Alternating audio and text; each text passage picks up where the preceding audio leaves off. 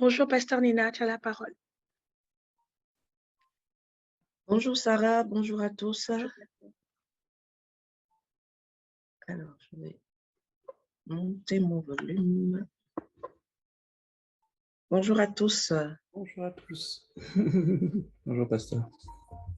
Que le Seigneur vous bénisse ce matin. L'armée des guerriers. Que Dieu vous fasse du bien ce matin. C'est l'heure où se prennent des décisions importantes. C'est l'heure où les nations sont influencées. C'est l'heure où les conclusions sont prises, car durant la nuit, il y a plein de choses qui se passent. Et on va, à 5 heures du matin, on va de plus en plus vers les conclusions qui concernent nos journées, nos semaines, les mois à venir. Et c'est important de prier à cette heure, de venir commander au matin, comme dit la Bible. Commande au matin, déclare, oriente le matin, donne la direction qu'il faut au matin pour ne pas subir ces journées. Alors ce matin, je bénis le Seigneur pour sa présence parmi nous. Je rends grâce à Dieu pour ces temps. La Bible déclare que la fin d'une chose vaut mieux que son commencement. Et quand on commence quelque chose, il y a beaucoup de motivation, il y a beaucoup d'engouement, il y a beaucoup d'empressement et dans notre façon de nous présenter devant le Seigneur, on peut lire cet engouement, on peut lire cet empressement. Dans notre façon de prier, on peut le ressentir. Et au fur et à mesure que les jours avancent, comme des temps qui sont longs comme ça dans le jeûne, on peut parfois ressentir de la fatigue ou bien de la lassitude ou la routine. J'aimerais vous dire que les plus grands experts sont ceux-là qui travaillent avec des routines, justement. Les routines affermissent l'expertise. Les routines donnent la place aux grands. Les routines donnent aux hommes et aux femmes de s'affermir davantage, de développer davantage leur expertise. Vous allez vous rendre compte que les amateurs, ce sont des gens souvent, quand ils ont commencé quelque chose, ils sont tout excités. Et au bout d'une semaine, 2 semaines, ils ont déjà envie de changer parce que bon, ils font la même chose tout le temps, ça ne leur plaît plus, etc. Mais justement, ça c'est vraiment l'esprit d'amateurisme. C'est-à-dire qu'on est tout chaud au début et après c'est terminé. On n'a plus trop envie de refaire la même chose. Ouais, on sent qu'on doit passer à une autre dimension. Vous ne sentez rien du tout, en fait. C'est que vous ne vous rendez pas compte que la routine est une puissance, en fait. La routine est une puissance et dans la parole de Dieu, on voit combien les personnes qui sont passées avant nous, les patriarches, les rois, et particulièrement la personne de David, on voit comment David a travaillé avec des routines. Hein. Dans le psaume 23, il dit « J'habiterai à la maison de l'Éternel tous les jours de ma vie. » Tous les jours de ma vie. Hein? Il dit dans le psaume 34, « Je louerai l'Éternel en tout temps. Sa louange sera toujours dans ma bouche. » Donc, c'est quelqu'un qui travaillait avec des routines parce qu'il avait compris la puissance qu'il y avait dans des routines. Quand on est dans un long jeûne, à un moment donné, s'installe une routine. Se lever à 4 heures pour préparer son heure de prière, à 5 heures, son temps de méditation de la parole, ça devient une routine. Et il y a une puissance dans les routines. Il y a une puissance dans les routines. Le diable a tellement compris ça qu'il amène les chrétiens parfois dans la lassitude, dans la fatigue. Et pour d'autres, c'est plus le fait d'abandonner ce qu'ils ont commencé. Et ils se disent que non, là, il faut que je change un peu. C'est compliqué. Je sens que je dois passer à une autre dimension. On ne sait pas trop quelle dimension, mais en tout cas, il doit passer à une autre dimension. Donc, il y a celui qui maîtrise la dimension en question. Mais Dieu ne peut pas vous construire s'il n'y a pas de routine installée. Dieu ne peut pas vous affermir s'il n'y a pas de routine installée. Il y a des moments quand vous êtes dans un temps comme ceci, un long jeûne, parfois c'est au bout peut-être de la 3e semaine que Dieu vous parle. Et juste avant, silence radio, vous venez vous prier, de façon personnelle, peut-être vous ne recevez pas quelque chose, et c'est peut-être l'avant-dernier jour que Dieu va vous parler. Mais qu'est-ce qui se passe en fait pendant ce temps? Pendant ce temps, Dieu est en train d'installer un système de pensée en vous, un mode de fonctionnement en vous. Pendant ce temps, vous apprenez à vous lever à 4 heures du matin. Ça devient de plus en plus facile. Pourquoi? Parce que la routine s'est installée. Pendant ce temps, Dieu est en train de vous affermir. Il est en train d'installer un nouveau système. Il vient écraser l'ancien système et il installe un nouveau système. Et vous vous dites que bon, ça fait un moment qu'on est là. De façon personnelle, je n'ai pas reçu quelque chose, mais ce n'est pas que Dieu doit vous parler le premier jour, le deuxième ou le troisième jour. Dieu peut-être a prévu de vous dire quelque chose le 25e jour. C'est dit, on a 21 jours, Dieu me parle au 25e jour. Oui, oui. Parce que pendant ce temps, Dieu est en train de construire l'homme spirituel, la femme spirituelle que vous êtes. Donc, il ne faut pas négliger la routine. Et il ne faut pas se lasser de la routine. Au contraire, il faut bénir Dieu parce que la routine vous a fermé. J'avais à cœur de vous partager cette parole avant de rentrer dans le propre du sujet qui m'a été confié. Et le thème qui m'a été confié, c'est le changement de mentalité des sociétés antillaises pour le réveil des peuples et des nations. Dieu veut impacter les sociétés antillaises. Dieu veut changer les mentalités des sociétés antillaises. Je me suis demandé, Seigneur, pourquoi ce thème tombe sur moi? C'est mon mari qui devait intervenir dessus. Et ça tombe sur moi. Je me suis dit, waouh, Seigneur, que Dieu me garde. Quand on parle de mentalité, vous savez, c'est parler de tout un système de pensée qui a été installé. Et je crois que c'est pour cela que Dieu parle de routine avant. Et la Bible nous enseigne dans le psaume 23 au verset 7 que « Car il est comme les pensées de son âme. » L'homme est comme les pensées de son âme. C'est-à-dire que la manière dont l'homme fonctionne, en fait, ça reflète simplement les pensées de son âme. Vous allez voir quelqu'un dans sa façon de gérer l'argent. C'est en fonction des pensées de son âme. Il y en a, c'est parce qu'ils gagnent beaucoup d'argent.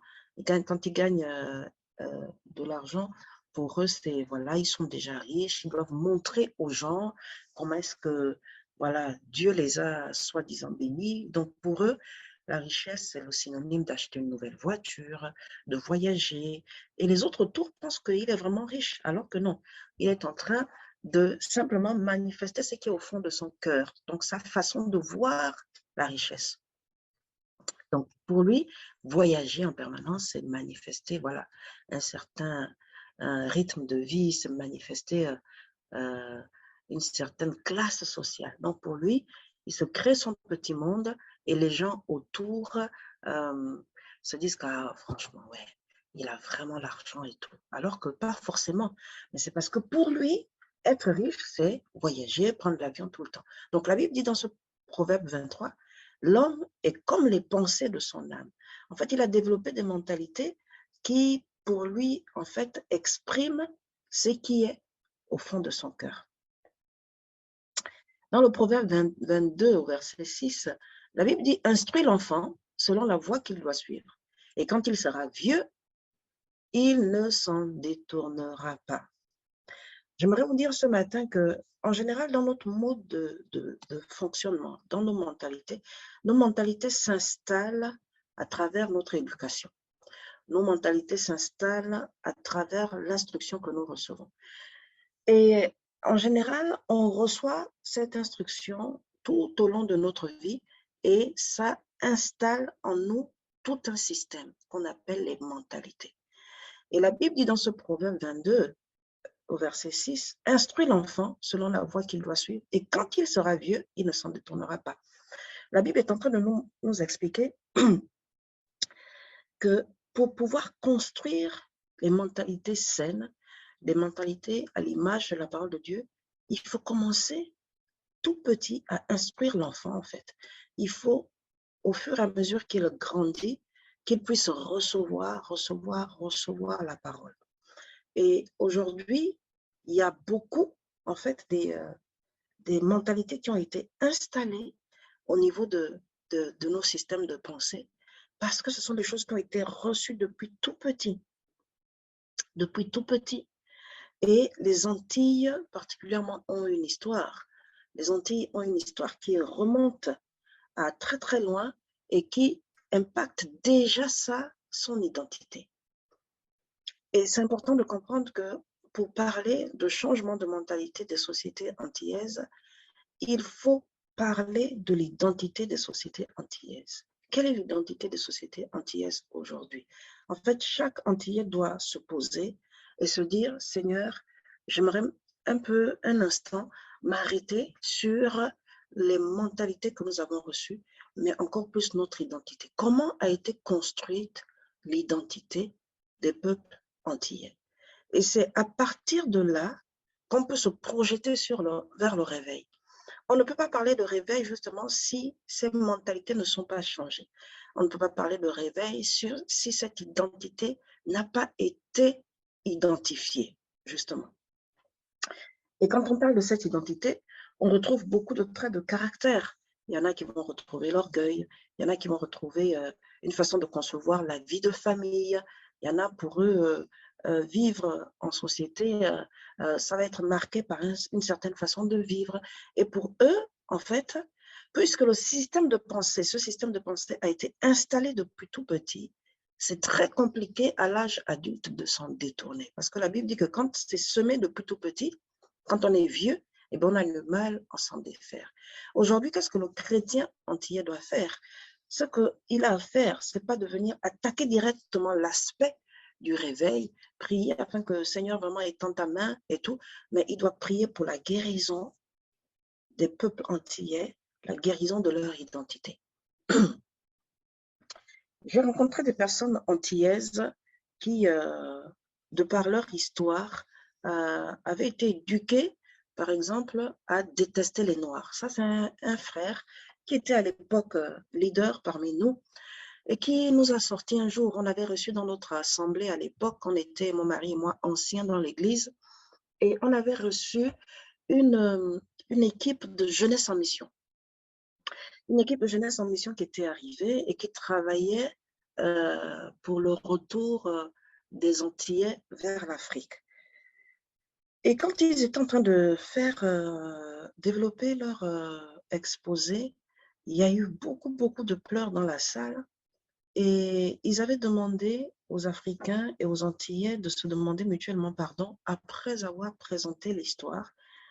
Et là, il y a un frère qui est venu me voir à la fin et qui me dit, moi je demande pardon parce que moi, depuis tout petit, nos parents, quand on grandit, nos parents nous apprennent à détester les Noirs parce que pour nos parents, donc, ce sont les Noirs, les Africains qui nous ont vendus aux Blancs, etc. Mais ça, c'est juste un aspect de l'identité de la société antillaise. Dans cette crise identitaire, le diable, en fait, a profité de certaines brèches. Quand quelqu'un est blessé, eh bien, c'est l'occasion pour le diable, en fait, de profiter de certaines brèches. Et la blessure, l'offense est le moyen par excellence pour Satan de créer une nouvelle identité chez quelqu'un. Lorsque quelqu'un est blessé, il se crée une identité. Il ne doit plus parler avec les gens, il ne doit plus se mélanger avec les gens. Même quand il est chrétien, il va aller à l'église, à la fin du culte, il rentre, il ne fait pas la communion avec les gens parce qu'il a été blessé. Il a une façon de voir les autres. Si quelqu'un veut s'approcher de lui, c'est certainement que la personne veut quelque chose en retour parce que la personne a été blessée. Donc, on a un filtre. Le filtre, c'est la blessure. On regarde les autres à travers la blessure et donc on se crée son monde à soi. Et aujourd'hui, les sociétés antillaises ont été blessées. Et ce qui fait qu'il y a beaucoup de réparations à faire. Et quand on regarde ça, on se dit, waouh, Seigneur, on commence par où? Non, c'est parfois difficile quand on regarde sur le plan humain, justement. Mais gloire soit rendue à Dieu pour le sacrifice de la croix, pour Jésus qui a été donné, de telle sorte que lorsque le Seigneur est venu, il est venu pour donner à l'Église antillaise la capacité de retrouver son identité. Et son identité se trouve en Christ. Son identité ne se trouve pas dans un Africain ou dans une racine antillaise, etc., son identité se trouve en Christ. En Christ. C'est en Christ que se trouve l'identité de la société antillaise. C'est Christ qui a suscité l'identité antillaise. C'est Christ par amour qui a créé les Antillais. C'est Christ par amour qui a donné la vie aux Antillais. Et la Bible ne met pas les îles en marge. La Bible parle des îles et la Bible parle d'un réveil dans les îles parce que Dieu affectionne, Dieu chérit les Antilles. Et c'est vraiment important de comprendre ça en tant que peuple antillais et de réaliser que malgré, au-delà de l'histoire, au-delà de ce que le diable a voulu créer dans l'histoire, la Bible nous enseigne que nous sommes la prunelle des yeux du Seigneur. Nous sommes la prunelle de ses yeux. Et vous savez, lorsque la Bible parle de guérison, ce n'est pas toujours évident de vivre certaines choses parce que quand on est dans cette crise identitaire, on ne sait pas parfois comment éduquer nos enfants parce qu'il y a des questions qui sont là et on ne sait pas parfois comment répondre. Au-delà de ce que je dis par rapport au fait que Christ est venu nous donner notre identité, c'est important, certes, de revenir aussi à ses origines, d'expliquer. Mais quand on n'a rien sur nos origines, il ne faudrait pas qu'on vive de façon déséquilibrée en se disant que comme je ne connais pas mes origines, voilà, je ne suis rien sur la terre, je ne sais pas trop comment fonctionner. Non. Votre identité se trouve en Christ. Votre identité se trouve en Christ. Votre histoire se trouve en Christ. Et vous êtes une personne à part entière. Jésus est venu mourir pour vous. C'est-à-dire que s'il n'y avait que les Antilles sur la terre, Jésus, pareil, aurait quitté son trône parce que Jésus est venu mourir pour vous. Parce que Jésus est venu mourir pour vous. C'est-à-dire que dans son trône de gloire, quand le Père a dit « Qui enverrai-je » s'il n'y avait que les Antillais sur la terre, il serait venu parce que vous êtes chéris de Dieu. Il vous affectionne. La Bible dit dans Philippiens 2:5, Dieu m'est témoin. Hein? Dieu m'est témoin que je vous chéris. Et c'est ça. Jésus chérit, affectionne les Antilles. Et il ne faudrait pas, pour ceux qui sont chrétiens, il faudrait vraiment que ça soit un message que vous puissiez porter. Votre identité se trouve en Christ. Au-delà de notre histoire, notre identité se trouve en Christ. Parce qu'il nous aide particulièrement. Il nous aide spécialement. Il nous aime. C'est lui qui nous a fait. Et lorsque nous parlons de cela, on rentre parfois dans des raisonnements. Quand on parle de mentalité, on rentre parfois dans des raisonnements auxquels on est confronté. On est parfois confronté à des raisonnements, comme la Bible dit, qui se dressent contre la connaissance de Christ. C'est-à-dire que quand on prêche l'Évangile, on est confronté à ces modes de pensée qui ont été installés comme un disque dur enregistre des choses en son sein. Donc, un mode de pensée qui a été installé depuis des générations. Et la Bible l'appelle les raisonnements hautains qui se dressent maintenant contre la connaissance de Christ. Et là, à un moment donné, il faut élever son niveau de foi, de spiritualité et se dire que notre combat, il n'est pas contre la chair et le sang, mais contre les esprits méchants dans les lieux célestes. Et on voit combien les mentalités, justement, détruisent. Dans la Bible, on a cette histoire d'un officier du roi. On va lire cette histoire dans 2 Rois. 2 Rois au chapitre 7. 2 Rois chapitre 7. C'est l'histoire du peuple d'Israël qui est criblé par ses ennemis. Et 2 Rois chapitre 7. C'est le peuple d'Israël est en difficulté. Le peuple a faim, c'est difficile. Il vit dans la famine. La vie est difficile. On va lire quelques versets.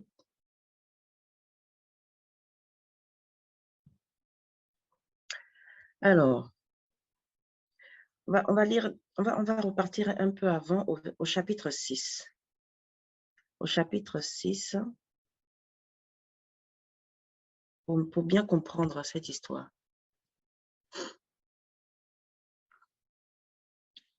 Chapitre 6, à partir du verset 27. À partir du verset 23, pardon. Le roi d'Israël leur fit servir un grand repas, et ils mangèrent et burent. Puis il les renvoya. Ils s'en allèrent vers leur maître, et les troupes des Syriens ne revinrent plus sur le territoire d'Israël. Après cela, Ben-Hadad, roi de Syrie, ayant rassemblé toute son armée, monta et assiégea Samarie. Il y eut une grande famine dans Samarie, et ils la serrèrent tellement qu'une tête d'âne valait 80 cycles d'argent, et le quart d'un cab de fiente de pigeon, 5 cycles d'argent. Et comme le roi passait sur la muraille, une femme lui cria, « Sauve-moi, ô roi, mon Seigneur. » Il répondit, « Si l'Éternel ne te sauve pas, avec quoi te sauverai-je? Avec le produit de l'air ou du pressoir? » Et le roi dit, « Qu'as-tu » lui répondit cette femme. « Qu'as-tu » Elle répondit, « Cette femme-là m'a dit, donne ton fils, nous le mangerons aujourd'hui et demain nous mangerons mon fils. Nous avons fait cuire mon fils et nous l'avons mangé. Et le jour suivant, je lui ai dit, donne ton fils et nous le mangerons. Mais elle a caché son fils. Lorsque le roi entendit les paroles de cette femme, il déchira ses vêtements en passant sur la muraille, et le peuple vit qu'il avait en dedans un sac sur son corps. Le roi dit, que Dieu me punisse dans toute sa rigueur si la tête d'Élisée, fils de Shaphat, reste aujourd'hui sur lui. Or, Élisée était assis dans sa maison et les anciens étaient assis auprès de lui. Le roi envoya quelqu'un devant lui, mais avant que le messager soit arrivé, Élisée dit aux anciens, « Voyez-vous que ce fils d'assassin envoie quelqu'un pour m'ôter la tête? Écoutez, quand le messager viendra, fermez la porte et repoussez-le avec la porte. Le bruit des pas de son maître ne se fait-il pas entendre derrière lui? » Il leur parlait encore et déjà le messager était descendu vers lui et disait, « Voici, ce mal vient de l'Éternel. Qu'ai-je à espérer encore de l'Éternel? » Chapitre 7. Élisée dit, « Écoutez la parole de l'Éternel. Ainsi parle l'Éternel. Demain, à cette heure, on aura une mesure de fleur de farine pour un cycle et 2 mesures d'orge pour un cycle à la porte de Samarie. » L'officier sur la main duquel s'appuyait le roi répondit à l'homme de Dieu, « Quand l'Éternel ferait des fenêtres au ciel, pareille chose arriverait-elle? » Et Élisée dit, tu le verras de tes yeux, mais tu n'en mangeras point. Il y avait à l'entrée de la porte 4 lépreux qui se dirent l'un à l'autre, « Quoi, resterons-nous ici jusqu'à ce que nous mourions? Si nous songeons à entrer dans la ville, la famine est dans la ville, et nous y mourrons. Et si nous restons ici, nous mourrons également. Allons nous jeter dans le camp des Syriens. S'ils nous laissent vivre, nous vivrons. Et s'ils nous font mourir, nous mourrons. » Ils partirent donc au crépuscule pour se rendre au camp des Syriens. Et lorsqu'ils furent arrivés à l'entrée du camp des Syriens, voici, il n'y avait personne. Le Seigneur avait fait entendre dans le camp des Syriens un bruit de chars et un bruit de chevaux, le bruit d'une grande armée, et ils s'étaient dit l'un à l'autre, « Voici, le roi d'Israël a pris à sa solde contre nous les rois des Hétiens et les rois des Égyptiens pour venir nous attaquer. » Et ils se levèrent et prirent la fuite au crépuscule, abandonnant leurs tentes, leurs chevaux et leurs ânes, le camp tel qu'il était, et ils s'enfuirent pour sauver leur vie.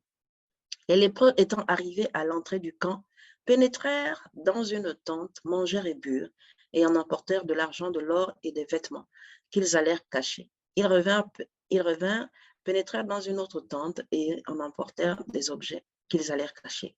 Puis ils se dirent l'un à l'autre, « Nous n'agissons pas bien. Cette journée est une journée de bonnes nouvelles et nous gardons le silence. Et si nous attendons jusqu'à la lumière du matin, le châtiment nous atteindra.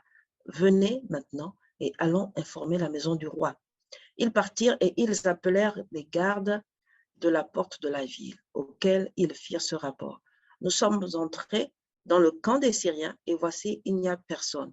On n'y entend aucune voix d'homme, il n'y a que des chevaux attachés et des ânes attachés et les tentes comme elles étaient. » Les gardes de la porte crièrent et ils transmirent ce rapport à l'intérieur de la maison du roi. Le roi se leva de nuit et il dit à ses serviteurs, « Je veux vous communiquer ce que nous font les Syriens. Comme ils savent que nous sommes affamés, ils ont quitté le camp pour se cacher dans les champs et ils se sont dit, quand ils sortiront de la ville, nous les saisirons. vivants et nous entrerons dans la ville. L'un des serviteurs du roi répondit que l'on prenne 5 chevaux, les 5 chevaux qui restent encore dans la ville. Ils sont comme toute la multitude d'Israël qui est restée. Ils sont comme toute la multitude d'Israël qui dépérit. Et envoyons voir ce qui se passe. On prit 2 chars avec les chevaux. Au verset 16, le peuple sortit et pilla le camp des Syriens. Et l'on eut une fleur de farine pour un cycle et 2 mesures d'orge pour un cycle, selon la parole de l'Éternel. Le roi avait remis la garde de la porte à l'officier sur la main duquel il s'appuyait, mais cet officier fut écrasé à la porte par le peuple et il mourut, selon la parole qu'avait prononcée l'homme de Dieu quand le roi était descendu vers lui. Amen. C'est un texte assez long, c'était pour comprendre vraiment le contexte de cette histoire. Lorsque on la lit, Israël est en train de vivre quelque chose de difficile. Le roi est en train de rechercher un prophète. Et là, on lui dit que mais il y a Élisée là. Élisée est retiré avec les fils de prophètes. Il est en train de faire des temps de coaching, etc. pendant que le peuple a faim, a soif. Lui, il est en train d'enseigner les prophètes dans sa maison là-bas. Donc, le roi va vers lui, il envoie un messager. Il va vers lui. Et là, Élisée, avant même que le roi ne s'approche vraiment, il commence à parler. Et il déclare la parole du Seigneur. Il y a la famine en Israël. Les hommes sont fatigués. Les familles sont épuisées. Et là, il lui dit, ne vous inquiétez pas. Demain, à cette heure-ci, on aura une mesure de fleur de farine pour un cycle et 2 mesures d'orge pour un cycle. Ce qu'Élisée est en train de dire au roi, c'est que, certes, il y a la famine, la nourriture coûte hyper cher, mais je vous annonce que demain, tu auras 1 kilo de farine à quelques centimes d'argent. Non seulement je cherche un prophète depuis longtemps, le roi est énervé, au point où quand cette femme-là justement vient raconter son histoire au roi, les gens ont tellement faim qu'ils se retrouvent en train de manger leurs propres enfants. La dame dit au roi que on avait tellement faim qu'on s'est entendu, ma voisine et moi, pour manger nos enfants. On a commencé par le mien, on a mangé, et quand il fallait manger le sien, elle a refusé et tout, etc. Et elle vient voir le roi pour demander secours. Le roi dit que si même Dieu qui est assis au ciel, si Dieu qui est assis au ciel ne te sauve pas de cette famille, tu veux que moi je te sauve, comment est-ce que je vais faire pour te sauver? Pour que vous puissiez comprendre à quel point c'était difficile à ce moment-là. Et le roi est énervé, le roi est en colère et il va vers le prophète pour rechercher une solution. Et là, quand il arrive, Élisée tranquille, depuis des mois, des semaines et des mois, on cherche la pensée du Seigneur, on a besoin d'aide. Et là, comme ça, d'un coup, il dit non, non, non, mais demain, vous allez manger à satiété. La farine qui coûte aujourd'hui peut-être 50 € le kilo, vous l'aurez demain à 5 centimes. La Bible dit que l'officier là, hein, vous savez, les rois étaient sur des chars. À chaque fois qu'ils descendaient de leur char, il y a un officier qui tendait sa main. Et donc, le roi s'appuyait sur sa main pour pouvoir descendre. La Bible dit que l'officier sur la main duquel le roi s'appuyait, il dit à Élisée au verset 2 du chapitre 7, la Bible dit, quand l'Éternel ferait des fenêtres au ciel, pareille chose arriverait-elle. Donc, il dit à Élisée que non, franchement, toi, tu es quand même un blagueur. Depuis là, on est en train de souffrir. Et toi, tu nous dis que demain. C'est pas que tu nous dis dans une semaine, non. On vient te chercher déjà, toi, tu es retiré dans tes grottes en train de parler. Et comme par hasard, comme ça, tu nous sors que demain, hein, Dieu va nous donner la nourriture à satiété. On a du mal à trouver la nourriture, mais toi, tu dis que demain, en fait, il en restera même. On ne saura même pas quoi faire de la nourriture et tout. Il dit que bon, quand Dieu ferait les fenêtres au ciel, pareille chose arriverait. Il dit que bon, on verra ces choses. Quand les poules auront dedans, effectivement. Quand les poules auront dedans, mais on verra ces choses arriver, quoi. Élisée, c'était un prophète un peu nerveux. Hein? On le voit même quand les enfants, la Bible dit que les enfants se moquent de lui parce qu'il était chauve et tout. Il parle sur les enfants. Un lion sort de nulle part, il dévore les enfants. Il était nerveux. Ça, c'était le genre de prophète, il ne fallait pas le chercher. Donc, il répond à l'officier du roi que toi, là, non seulement tu verras ces choses, mais tu ne vas même pas les manger. Et la Bible nous enseigne que lorsque, justement, les lépreux viennent dire à la garde royale que non, mais il y a quelque chose qui se passe là. On est allé chez les Syriens là-bas, il n'y a personne. Il y a la nourriture en abondance. On a pris l'or, l'argent, etc. La Bible dit que le peuple est tellement content.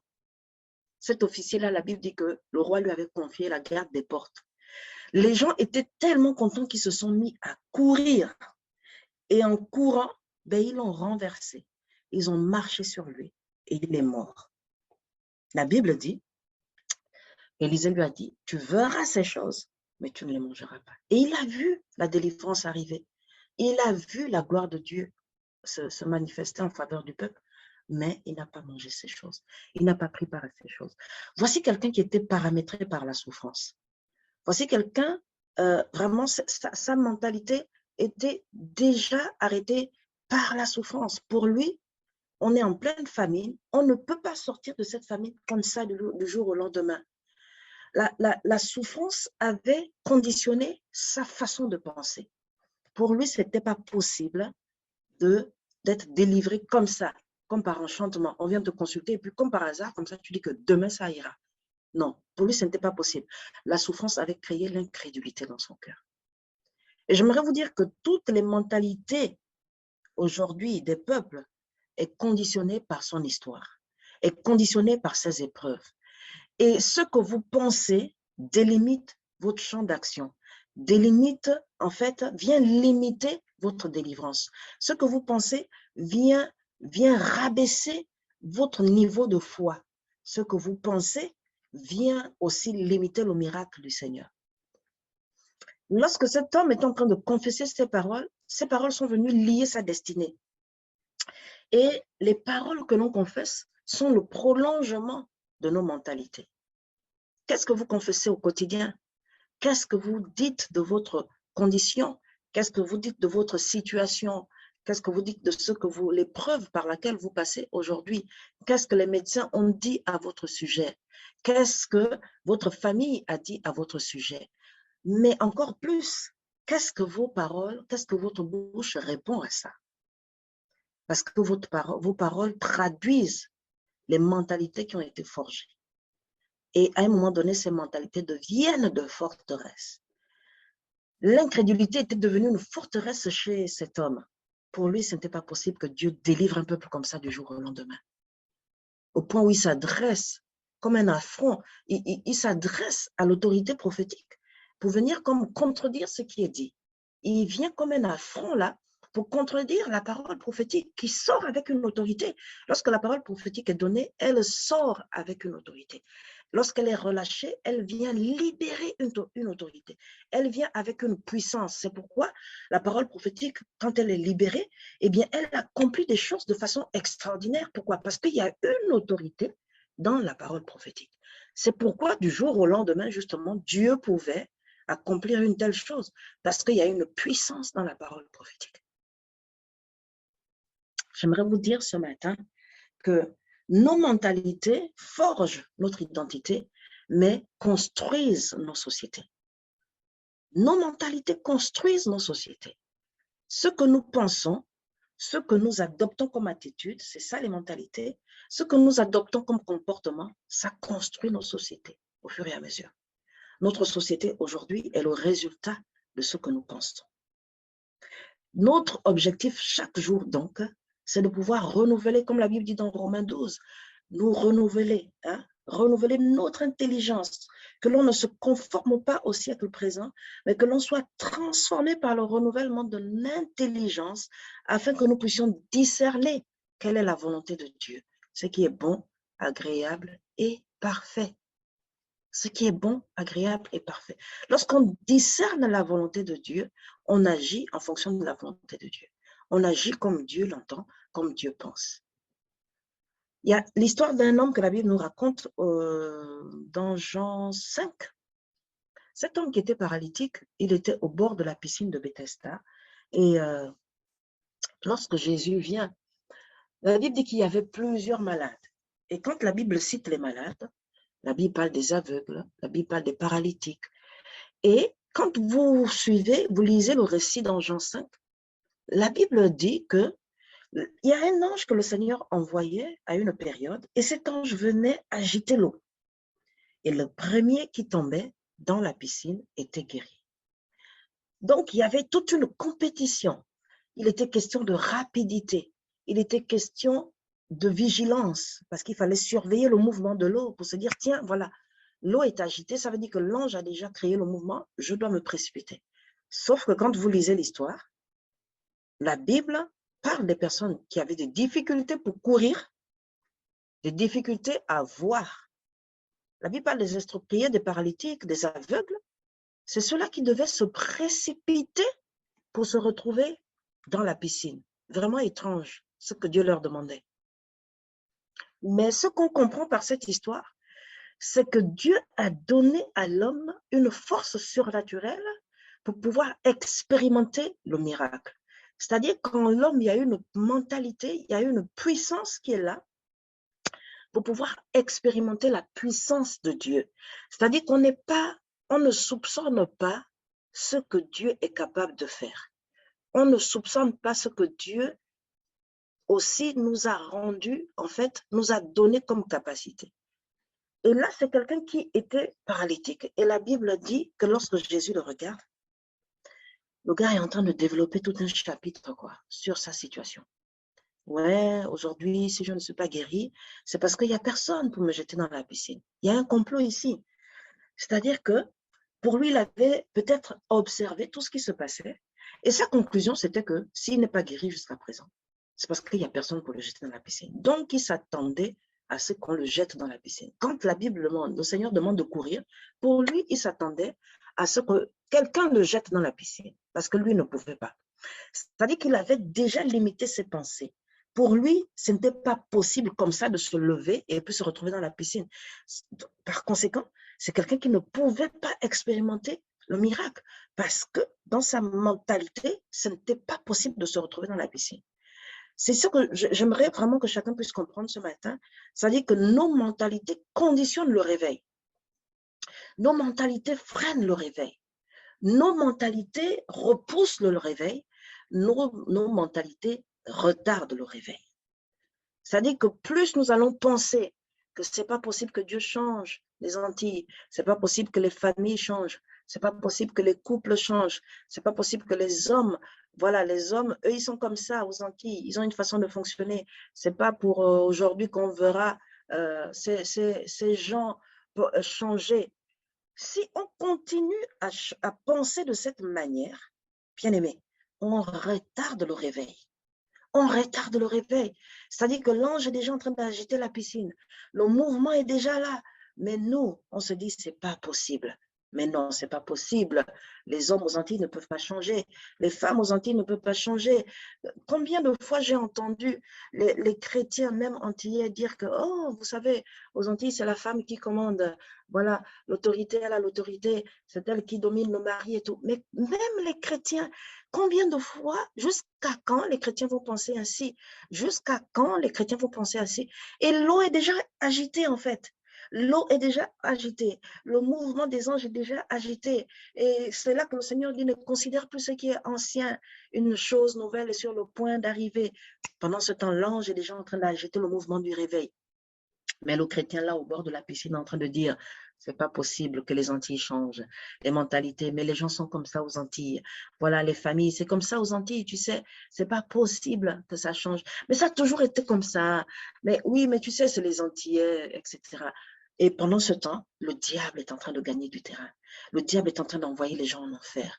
Pendant ce temps, il y a quelqu'un qui est malade, qui aurait voulu entendre l'évangile, qui aurait voulu que quelqu'un lui dise que Jésus l'aime, qui aurait voulu entendre que Dieu est capable de le guérir de ce deuil difficile qu'il est en train de vivre, qui aurait voulu entendre qu'aujourd'hui Jésus guérit encore de la stérilité.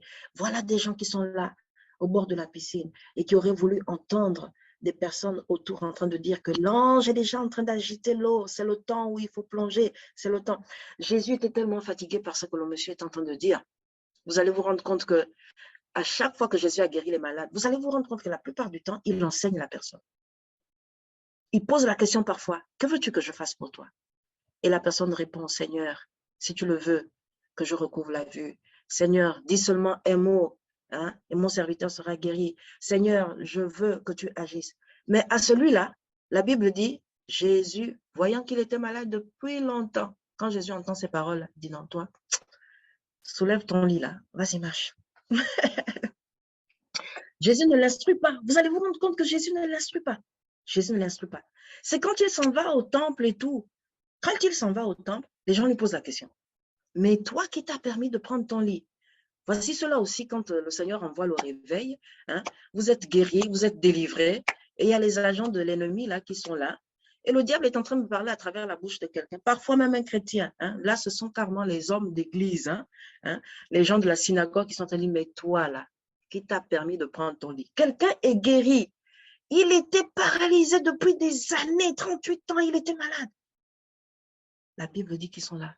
Mais toi qui t'as permis de prendre ton lit, personne pour se réjouir de sa guérison. Non. On se demande pourquoi est-ce qu'un jour le sabbat, la loi est établie comme telle, pourquoi est-ce que toi tu t'es levé? Et c'est là qu'ils se demandent, mais au fait, ils cherchent, la Bible dit qu'ils cherchent, ils ne voient pas Jésus. Il dit juste, celui qui m'a guéri m'a dit, prends ton lit et marche. Celui en question, c'est qui? Personne ne sait. Lui-même, il ne sait pas qui est Jésus, etc. Et à un moment donné, il dit, ah, mais c'est lui, voilà le gars qui m'a guéri là. C'est là, vous allez vous rendre compte que Jésus parle à ce monsieur. C'est là que le Seigneur parle. Et j'aimerais qu'on lise ce texte maintenant. Ce texte de Jean 5, quand il s'en va, quand il est dans le temple. On peut lire au verset 12. Et qui t'a dit cela? Ils lui demandèrent-ils. Verset 13, mais l'homme qui avait été guéri ignorait qui c'était, car Jésus avait disparu dans la foule qui se pressait en cet endroit. Peu de temps après, Jésus le rencontra dans la cour du temple. Te voilà guéri, lui dit-il, mais veille à ne plus pécher pour qu'il ne t'arrive rien de pire. Et l'homme alla annoncer aux Juifs que c'était Jésus qui l'avait guéri. Voilà comment le Seigneur lui dit, te voilà guéri, lui dit-il, mais veille à ne plus pécher. C'est là que Jésus enseigne ce monsieur. C'est là que le Seigneur enseigne. Vous allez vous rendre compte qu'il le fait souvent avant. Mais là, il a laissé au monsieur le temps d'aller au temple. Il va au temple. Et là, quand on lui pose la question, il cherche le Seigneur. Il ne sait pas qui est Jésus. Combien de personnes aujourd'hui ont expérimenté la grâce de Dieu, mais n'ont même pas discerné que c'était Dieu qui leur avait accordé la grâce de la guérison, la grâce du salut. Combien ne l'ont pas discerné? Pourquoi? Parce que dans leur mentalité, au départ, ce n'était pas possible d'être guéri, ce n'était pas possible d'être restauré, ce n'était pas possible de voir mon couple. Dans ma façon de voir, quand je vois mes problèmes de couple aujourd'hui, non, je me dis non, c'est pas possible. C'est pas possible que Dieu agisse. Cette situation-là est trop difficile. L'épreuve qu'on est en train de traverser, c'est tellement compliqué que je ne sais pas. Je ne pense pas que c'est possible encore que mon mari revienne. Ce qu'on est en train de vivre aujourd'hui au niveau de la santé, c'est tellement difficile que, bon, ouais, Jésus guérit, hein, mais bon, les médecins ont quand même parlé, quoi. Mentalité. Pendant ce temps, l'ange est déjà en train d'agiter l'eau de la piscine. Il est déjà en train d'agiter l'eau de la piscine. Et ça retarde le réveil. Et on se dit, mais pourtant le Seigneur a parlé. Pourtant Dieu a dit, ça retarde le réveil. Ça retarde le réveil. Et on est en train d'attendre. Seigneur, à quand? À quand la guérison? À quand la délivrance? Le Seigneur dit que moi, j'ai déjà fait ma part. J'ai déjà parlé. C'est à vous de vous mettre en marche. C'est à vous de prendre votre lit. C'est à vous d'accepter la parole prophétique que demain, vous allez manger à satiété, que demain, la nourriture coûtera moins cher. C'est à vous d'accepter pour que le réveil se mette en mouvement. C'est à vous d'accepter de vous repasser les paroles de guérison, les paroles prophétiques que Dieu a données. C'est à vous de vous mettre en marche vers ce que Dieu a dit pour que vous puissiez voir le réveil. La Bible déclare dans Romains 12, comme je le disais tout à l'heure, ne vous conformez pas au siècle présent, mais soyez transformés par le renouvellement de l'intelligence. Et c'est la parole de Dieu qui vient transformer, justement. C'est la parole de Dieu qui vient changer nos modes de pensée, nos modes opératoires. C'est la parole de Dieu qui vient écraser ce qu'il y avait dans notre disque dur mental et qui vient mettre une nouvelle mentalité, une nouvelle façon de penser. Elle nous communique notre identité, comme on l'a vu au début. Elle nous apprend qui nous sommes en Christ et elle nous dit quel est notre héritage en Christ. Quel est notre héritage en Christ, notre véritable héritage. Et quand ça s'installe, ça vient écraser tous les mensonges de l'ennemi. Et on peut par la suite opérer. On peut par la suite expérimenter la gloire de Dieu. On peut par la suite voir le réveil se manifester. Voici la parole que le Seigneur a mise sur mon cœur pour cette session de ce matin. Et ma prière, c'est que dans votre façon même de prier, que vous puissiez changer. Ne regardez pas les situations dans vos différentes nations comme difficiles, en vous disant que ouais, c'est difficile. Seigneur, vraiment, je viens prier. Tu sais combien c'est difficile. Non, non, non, non, non. Dieu ne vous a pas demandé de développer une thèse.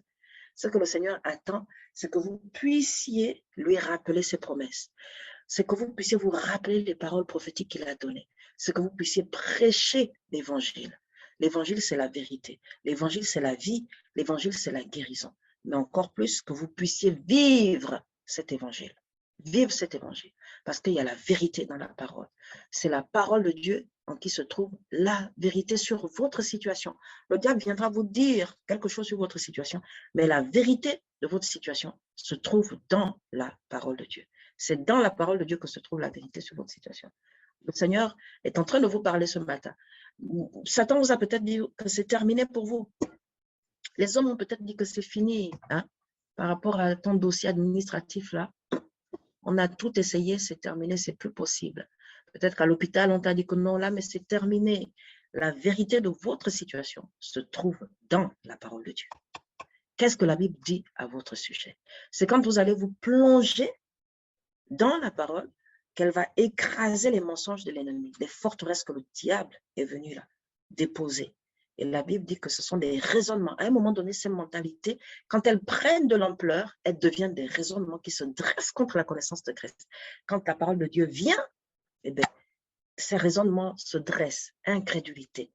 C'est-à-dire qu'une pensée, à la base, c'était juste une petite pensée. À force de la nourrir, elle devient une forteresse. Et quand la parole de Dieu vient, elle rencontre de la résistance. Pourquoi? Parce que ce qui était une simple pensée est devenu une forteresse. Et donc, la Bible dit, nous renversons les hauteurs qui se dressent contre la connaissance de Christ. Nous venons les renverser au nom de Jésus. Et ce matin, que le Seigneur puisse renverser ces mentalités qui sont devenues des forteresses en chacun et que la vérité de la parole s'installe pour favoriser le mouvement du réveil, pour accélérer le mouvement du réveil. J'aimerais prier ce matin et vraiment déclarer la grâce, la puissance de Dieu, afin que le Saint-Esprit puisse renverser, écraser par sa puissance. La Bible dit que l'onction brise les jougs et laisse place à la prospérité. La prospérité, ce n'est pas quelque chose qui est lié uniquement à l'argent. La prospérité, c'est simplement le fait de vivre la parole de Dieu. L'évangile nous rend prospères dans notre santé, dans notre famille, dans nos relations. C'est ça la prospérité. C'est l'œuvre de restauration en fait que Dieu opère à travers la parole. C'est ce que la Bible appelle la prospérité. Je souhaite que tu prospères à tous égards. C'est ça la prospérité.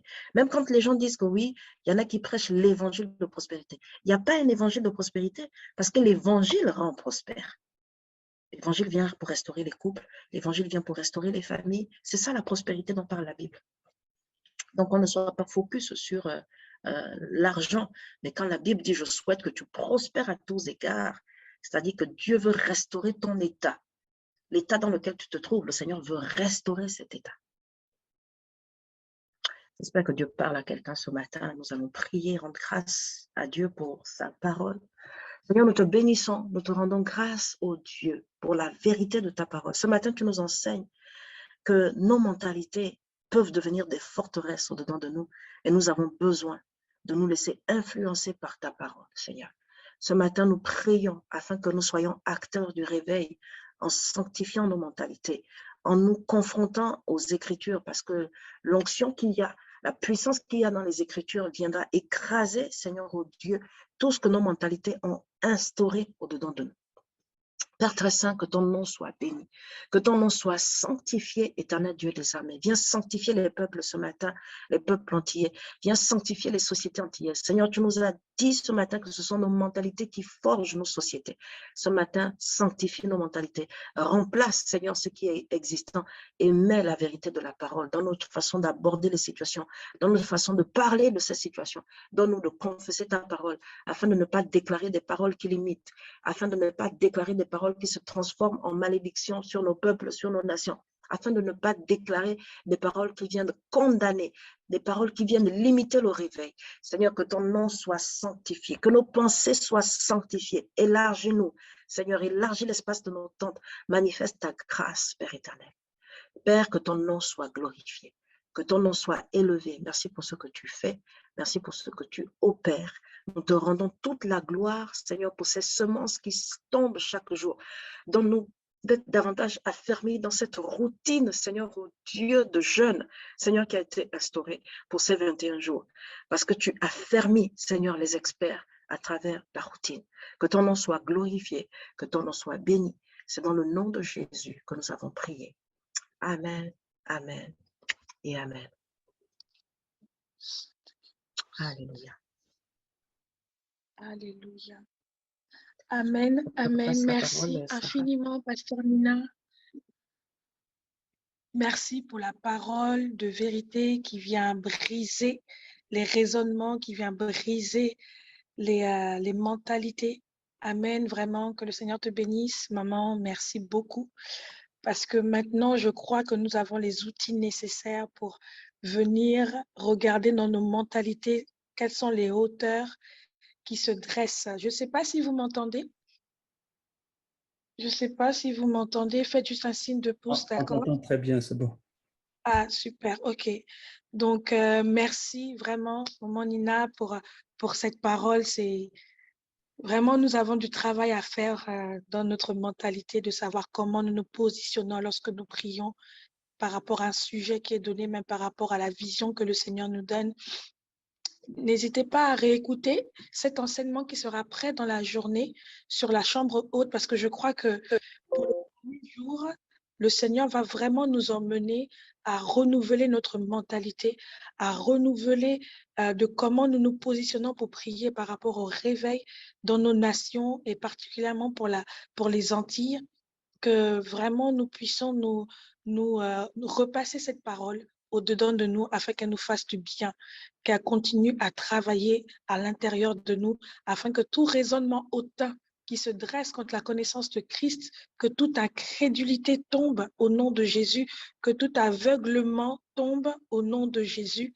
Vraiment que le Seigneur soit béni pour la parole que le pasteur Nina nous a libérée ce matin, je crois, avec la puissance qui s'y accompagne parce que quelque chose s'est passé en moi.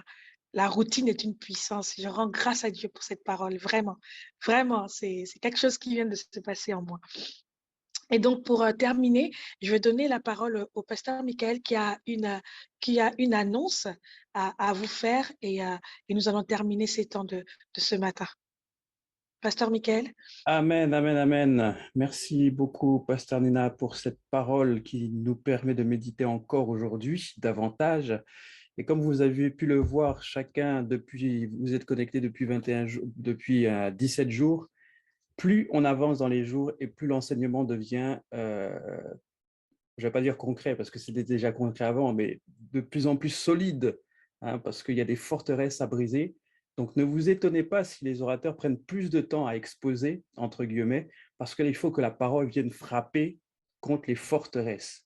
Et ce sont des forteresses sur lesquelles on est en train de s'attaquer.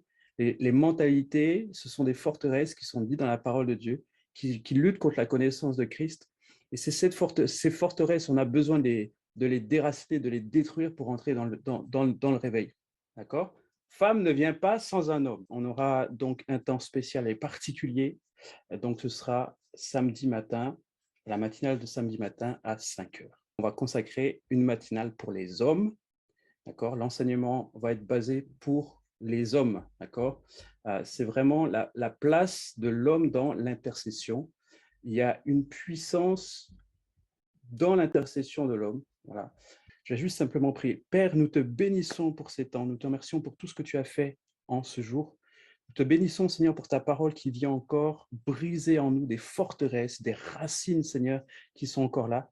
Merci parce que tu viens par l'onction, Seigneur, briser le joug dans nos vies, afin que nous puissions être libres et que nous puissions également libérer nos frères et sœurs, Seigneur, qui sont encore sous ces jougs.